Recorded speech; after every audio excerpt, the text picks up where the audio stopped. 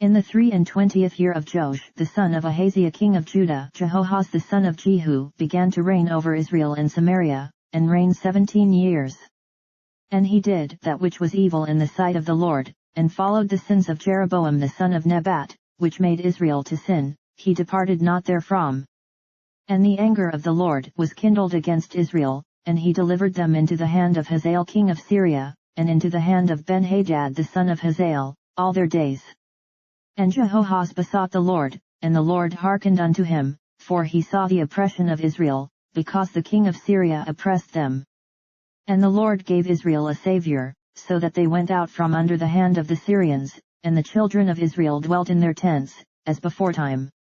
Nevertheless they departed not from the sins of the house of Jeroboam, who made Israel sin, but walked therein, and there remained the grove also in Samaria.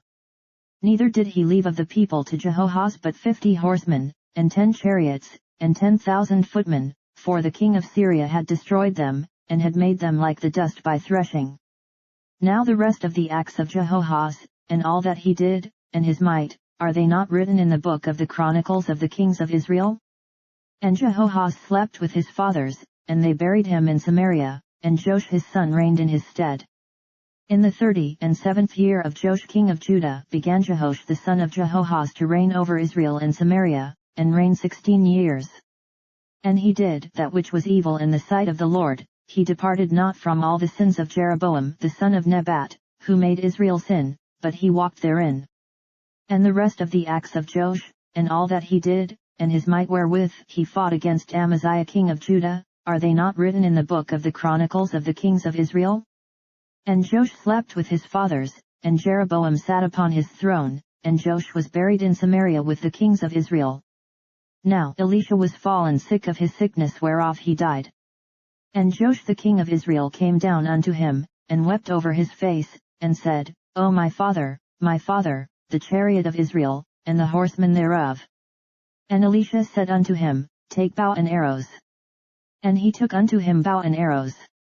And he said to the king of Israel, Put thine hand upon the bow. And he put his hand upon it, and Elisha put his hands upon the king's hands. And he said, Open the window eastward. And he opened it. Then Elisha said, Shoot. And he shot. And he said, The arrow of the Lord's deliverance, and the arrow of deliverance from Syria, for thou shalt smite the Syrians in Aphek, till thou have consumed them. And he said, Take the arrows. And he took them. And he said unto the king of Israel, Smite upon the ground.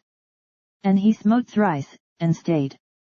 And the man of God was wroth with him, and said, Thou shouldest have smitten 5 or 6 times, then hadst thou smitten Syria till thou hadst consumed it, whereas now thou shalt smite Syria but thrice.